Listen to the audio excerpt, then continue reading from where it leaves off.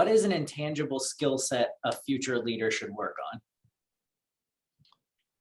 on? Understanding where you've been, where you're going, that there is a path to get somewhere, and developing, watching the other people, what they do to screw up, uh, learning what you've learned first, and then moving forward, and then being parts of teams. One of the tenets of customer focused management and total quality management in bigger companies is that work teams have to help and support each other. There is an art to being a team. And that's one of the things I learned with my early work with the entertainment industry and the music industry in Hollywood. It was always seen as a team. No one was the one and only star. It was always a team.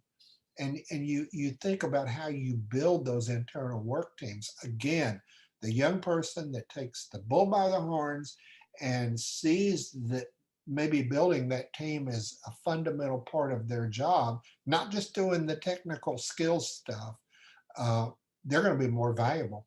And by the way, there was a time they said that most people had, you know, three careers in them in their lifetime. Now the current body of research tells us that most people have at least seven careers.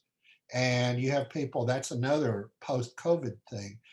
How people, I've always said if you shook the tree and all of the apples fell out of the tree and you put them back on different branches, they probably get on different branches. But if you're bringing the technical skills plus the people skills, then you're going up the fast track of management.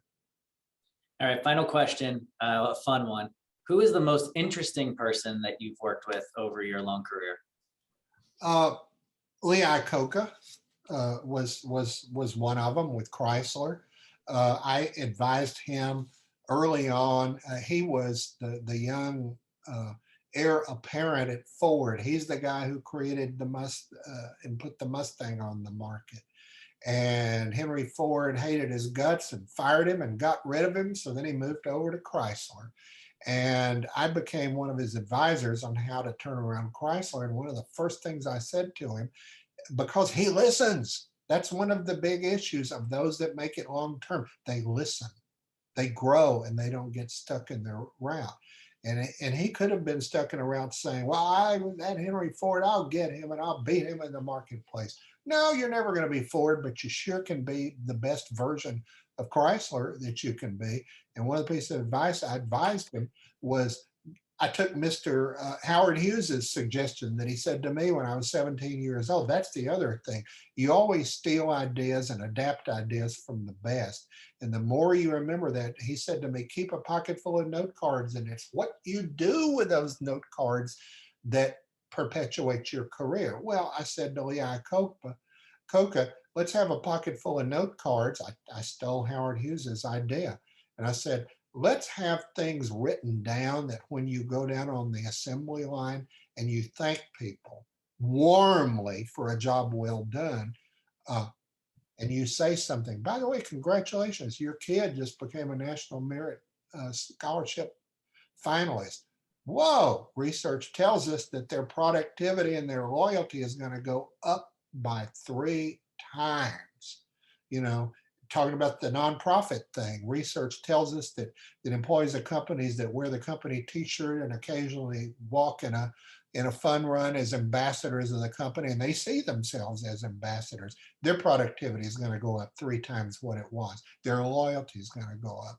So it's just, there's all those elements, and it's understanding what's going to make you as an employee the most valuable, what's going to make you as a leader. You don't ever settle for just being a worker bee. You don't ever settle for just being a manager, because most managers are not leaders.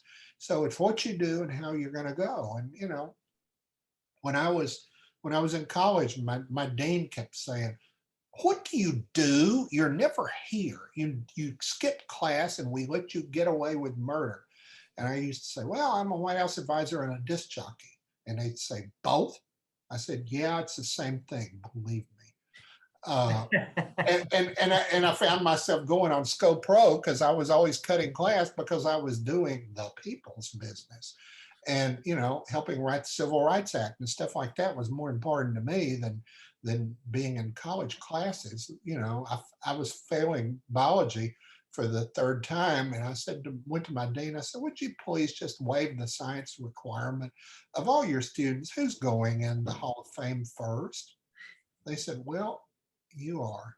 I said, yeah, actually, I was just inducted into one when I was 19. I said, would you just waive the science requirement? I have no aptitude for this. Yeah, okay. Don't tell the other kids.